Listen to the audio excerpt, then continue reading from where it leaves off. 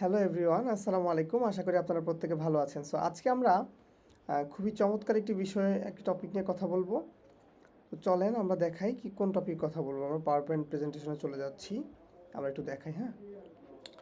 আজকের বিষয়টা হচ্ছে যে একটা অ্যাসেসমেন্টে সিভিটি অ্যান্ড এ লেভেল 4 অকুপেশনের ক্ষেত্রে কত মার্ক পেলে একজন ক্যান্ডিডেটকে কম্পিটেন্ট করা হয়, বা একজন কম্পিটেন্ট কত মার্ক পেলে কম্পিটেন্ট হয়। ঠিক আছে, সো আজকে আমরা দেখাবো যে রিটেন অ্যাসেসমেন্ট স্কোরিং নিয়ম, এনওয়াইসি, সিদ্ধান্ত এবং সাধারণ ভুল বোঝাবুঝি, এগুলো নিয়ে আমরা অনেকেই অনেক জায়গায় আলোচনা করি। আচ্ছা, তো দেখেন, প্রথমত বিষয় হচ্ছে যে কম্পিটেন্ট বনাম এনওয়াইসি সিদ্ধান্ত কিভাবে হয় এটা একটু জানতে হবে, হ্যাঁ। বাম দিকের অপশনটা একটু ফলো করেন, লক্ষ্য করেন, এটি একটি নির্দিষ্ট আইন নয়, অর্থাৎ কত পাইতে হবে, কি করতে হবে, কি করলে কম্পিটেন্ট হবে, একদম লিখিত কোনো নিয়ম নেই। আচ্ছা, তাহলে কি আছে? বিষয়টা হচ্ছে নম্বরের একটি নির্দিষ্ট পাস মার্ক, যেমন 50% দিয়ে কম্পিটেন্ট নির্ধারণ করা হয় না। এই কথাটা একটু আগে বলেছিলাম আমি। প্রকৃত সিদ্ধান্ত নির্ভর করে আন্ডারপেনিং নলেজ, অর্থাৎ ইউকে ধরে নিলাম এটা, ঠিক আছে।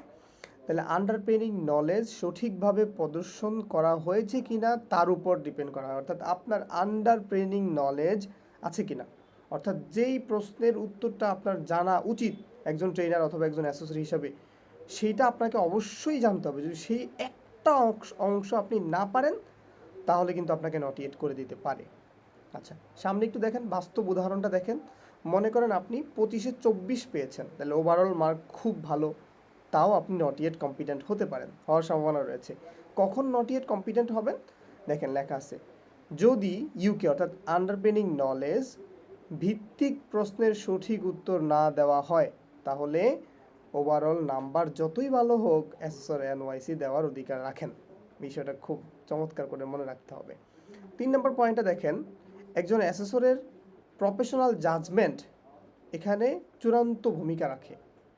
ওনার জাজমেন্টটা হচ্ছে আপনি আন্ডারপ্রেনিং নলেজ আপনার আছে কিনা এটা চেক করা হয়। সো পাস করার জন্য কি করতে হয় এটা কিন্তু আজকে আলোচনার বিষয় না। আজকে আমরা বুঝাবো যে কম্পিটেন্ট হয় কত পেলে বা কিভাবে, এটার ম্যাট্রিক্সটা কি সেটা বুঝবো। তো পরের স্লাইডে একটু দেখেন, সবচাইতে গুরুত্বপূর্ণ বিষয় সেটা একটু দেখেন। প্রথমে আন্ডারপ্রেনিং নলেজ তো বুঝেন, যখন আপনি আন্ডারপ্রেনিং নলেজের উত্তর দিতে ব্যর্থ হবেন, তখনই কিন্তু আপনি এনওআইসি পাবেন। এটা আরেকটু আপনি যেন মনে রাখতে পারেন, আগের আলোচনাটাকে এটাকে আরেকটু সহজ করা হয়েছে আর কি। সবচেয়ে গুরুত্বপূর্ণ কথা, আপনি রিটেন টেস্টে 25-এর মধ্যে 24 পেলেও এনওআইসি পাওয়ার সম্ভাবনা থাকে যদি ইউকে সঠিক না থাকে, ঠিক আছে। একজন অ্যাসেসরের এই সিদ্ধান্ত নেওয়ার সম্পূর্ণ অধিকার রয়েছে। এটি এনএসডিএ সিভিটি অ্যাসেসমেন্টের নীতির একটি মৌলিক দিক, ঠিক আছে। আচ্ছা, এবার চলে আসেন ওভারঅল। আমরা মনে করি যেটা, যে 18 পাইতে হয়, 19 পাইতে হয়, 20 পাইতে হয়, 21 পাইতে হয়। তো এটাকে আমরা 20-21ই ধরলাম, ঠিক আছে। জাস্ট ধরাই, এটা সবাইভাবেই ধরে, ঠিক আছে। কোনো লিখিত রুলস নাই যে 18 পাইলে কম্পিটেন্ট হইতে হবে, এটা কিন্তু না, এটা আগেও ক্লিয়ার করেছি। আচ্ছা, তো সাধারণ পার্টে আমরা কি হয়, বিষয়টা কেমন হয়, এটি কোনো অফিসিয়াল রুলস নয়, এই কথাটা এখানে বলছে। বিভিন্ন প্রতিষ্ঠান, প্রশিক্ষণ প্রতিষ্ঠান ও অ্যাসোসিয়েশন নিজস্ব অভিজ্ঞতা থেকে এই ধরনের একটি সাধারণ জেনারেল কনটেক্সট তুলে ধরেন। এটি কোনো লিখিত এনএসডিএ নির্দেশিকা নয়, এই কথাটাই বললাম। আচ্ছা, কেন এই সংখ্যা ব্যবহৃত হয়? রিটেন টেস্টের 3টি অংশ, ন্যূনতম প্রত্যাশিত মার্ক যোগ করলে মোট প্রায় 20-21-এর কাছাকাছি আসে। আচ্ছা, সো এই পরের স্লাইডে একটু বুঝতে হবে ভালো করে। আমাদের অ্যাসেসমেন্টে পরীক্ষা হয় কয়, রিটেনটা আবার কয় ধাপে হয়? 3 ধাপে। প্রথমটা রিটেন এমসিকিউ, পরেরটা কি হয় ম্যাচিং, পরেরটা কি হয় শর্ট কোশ্চেন। সো আপনার এমসিকিউ হয় 10 মার্কের, ম্যাচিং হয় 5 মার্কের, শর্ট কোশ্চেন হয় 10 মার্কের, টোটাল কত মার্ক? 25 মার্ক। আচ্ছা, এই প্রত্যেকটার উপর আবার আলাদা আলাদা মার্কিং করা হয় আর কি, অর্থাৎ একজন অ্যাসেসর আপনার কাছ থেকে প্রত্যাশা করে কীরকম। ধরেন একজন অ্যাসেসর যখন প্রশ্ন তৈরি করে, এমসিকিউ 10টা এমসিকিউ তৈরি করে, তার মধ্যে কমপক্ষে 8টা এমসিকিউ আন্ডারপ্রেনিং নলেজ থেকে দেয়, ঠিক আছে। আর বাকিগুলো ওই যে আন্ডারস্ট্যান্ড থেকে শুরু করে, হ্যাঁ, ক্রিয়েট পর্যন্ত যে ট্যাক্সোনমির যে 6টা ধাপ আছে নলেজের, সেখান থেকে যে কোনো একটা জায়গা থেকে ধরে। আচ্ছা, ধরে নিলাম আপনার এমসিকিউর ভিতরে 10টার মধ্যে 8টা আন্ডারপ্রেনিং নলেজের কোশ্চেন দেয় এখানে, এবং একজন অ্যাসেসর আশা করে যে প্রত্যাশিত ন্যূনতম এমসিকিউতে আপনার কমপক্ষে 8 হইতে হবে, এবং ম্যাচিংয়ে আপনাকে 5-এ কমপক্ষে 3 অথবা 4 পেতে হবে, এবং সিকিউতে আপনাকে 10-এ 8 পেতে হবে। এইরকম একটা রেজাল্ট অ্যাসেসর মহোদয়রা সাধারণত এক্সপেক্ট করে আমাদের কাছ থেকে। এই হচ্ছে বিষয়। অর্থাৎ ধরেন আপনি কি করলেন, আপনি প্রথম এমসিকিউ 8-এ 8 পেয়ে গেলেন, ম্যাচিংয়ে আপনি ডিরেক্ট 5-এ 5 পেয়ে গেলেন, তাইলে 15 পেয়ে গেলেন। আর আমরা যদি মনে করি 20 পাইলে কম্পিটেন্ট, তাহলে তো ভাই আপনি এখান থেকে 5 পেতে পারেন, ঠিক আছে, কিন্তু আপনি 5টা পারলেন, আর যে বাকি 5টা আছে ওই 5টার মধ্যে আন্ডারপ্রেনিং নলেজ আছে, তো সেগুলো তো আপনি অ্যান্সার করতে পারলেন না, ঠিক আছে। অথবা এমনও তো হইতে পারে যে আপনি কোনোভাবে আরেকজনেরটা দেখে ম্যাচিং আর এমসিকিউ দাগ করে ফেললেন, কিন্তু এইটা আপনি পারেন না, আপনার ন্যূনতম জ্ঞান নাই। এই বিষয়গুলো যদি কাউন্ট করা হয়, অর্থাৎ এখান থেকে দেখেন এমসিকিউ 80% ধরা হয় এবং সিকিউ 80% ধরা হয়, আর ম্যাচিং আপনার কাছ থেকে একজন অ্যাসেসর আশা করে 60 থেকে 80%। অর্থাৎ আপনারা যারা প্রিপারেশন নেবেন, আপনাদের চিন্তাটা যেন এরকম থাকে। আর আমি আপনাদেরকে একটু বলে রাখি, এই সোর্সটা আমি 18 বছরের অভিজ্ঞ একজন শিক্ষক মোহাম্মদ রাশিদুজ্জামান স্যারের কাছ থেকে আমি এই থিওরিটা খুব ভালো করে বুঝে আপনাদের সামনে সহজে উপস্থাপন করার চেষ্টা করেছি।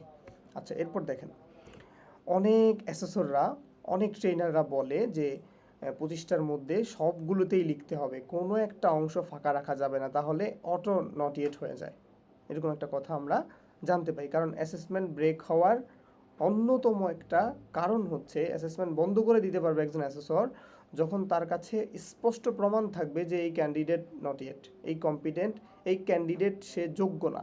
এরকম যদি, যেমন সে আজকে গ্রাফিক্সের পরীক্ষা দিতে আসছে, কিন্তু সে পড়ে আসছে ডিজিটাল মার্কেটিং, এটা প্রমাণ হয়ে গেছে, সে বলে দিছে যে স্যার আমি তো আসলে ভুলে এসে পড়ছি। আচ্ছা, তাই এরকম কিছু প্রমাণ থাকে, তার মানে আপনি একটা পিসি পারেন না, ওই একটা প্রশ্ন খালি রাখছেন যেই পিসিটা থেকে, পারফরমেন্স ক্রাইটেরিয়া থেকে। আপনি তো ওই যে সেলফ অ্যাসেসমেন্ট শিটে ওই পারফরমেন্স ক্রাইটেরিয়া তো টিক দিয়েছেন, আই ক্যান ডু এটা বলে টিক দিয়েছেন, কিন্তু আপনি এইখান থেকে অ্যান্সার করতে পারেন নাই কেন? এইটা এই জন্য কিন্তু আপনাকে এই একটা প্রশ্নের উত্তর না দিলেও কিন্তু নট ইয়েট করে দেয়। এখন কথা হচ্ছে, ধরেন আপনি দিবেন না, এই জন্য উল্টাপাল্টা লিখবেন, উল্টাপাল্টা লিখা আর না লিখা দুইটাই সেম। এখন আপনাকে অবশ্যই রিলেভেন্ট লিখতে হবে, রিলেভেন্ট লিখতে হবে, ঠিক আছে। এখানে এই কথাগুলো একটুখানি লিখছি, একটু পড়ে দেই। কোনো প্রশ্নের উত্তর সম্পূর্ণ ফাঁকা রাখলে সরাসরি নেতিবাচক প্রভাব পড়ে। অ্যাসেসর বুঝতে পারেন না ক্যান্ডিডেট বিষয়টি জানেন না। আচ্ছা, অনেক ট্রেনার এই কারণেই কোনো প্রশ্ন খালি না রাখার পরামর্শ দেন। হ্যাঁ, সম্পূর্ণ ইন্টারেক্টিভ ইরিলেভেন্ট লেখা, এটা একটা বড় ভুল। হ্যাঁ, প্রশ্নের সাথে সম্পূর্ণ সম্পর্কিত কিছু লেখাও একই রকম ক্ষতিকর, ঠিক আছে।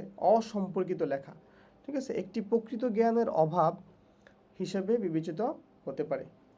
তাই কিছু একটা লেখা যথেষ্ট নয়, উত্তর প্রাসঙ্গিক বা রিলেভেন্ট হতে হবে, এটা বড় একটা বিষয়। আচ্ছা, তাহলে আমরা আজকে কি শিখলাম, কি টাস্কগুলো কি কি, আন্ডারপেনিং নলেজ, ওভারঅল মার্ক, এগুলো যাচাই বাছাই করে আমাদেরকে নট ইয়েট হতে পারে, অ্যাসেসরের অধিকার এটা। ওভারঅল 20-21 পায়, এটা একটা কাউন্ট করা হয়। তারপর ম্যাচিং থেকে আপনার 10-8 আশা করে, 3-4 আশা করে, এমসিকিউ থেকে 8 আশা করে, সিকিউ থেকে আপনার কাছ থেকে 10-এ 8 আশা করে। হ্যাঁ, আচ্ছা, কোনো প্রশ্ন ফাঁকা রাখা যাবে না, ঠিক আছে, কিন্তু ওখানে ইরিলেভেন্ট লেখা যাবে না, ঠিক আছে। তো এই বিষয়টা জানার পর আপনারা এইভাবে প্রিপারেশন নেবেন যেন ভবিষ্যৎটা ভালো হয়, আপনি ভালো করতে পারেন। সো আজকে এতটুকুই। আল্লাহ তাআলা আপনাদের সবাইকে ভালো রাখুক। আসসালামু আলাইকুম ওয়া রাহমাতুল্লাহি ওয়া বারাকাতুহু।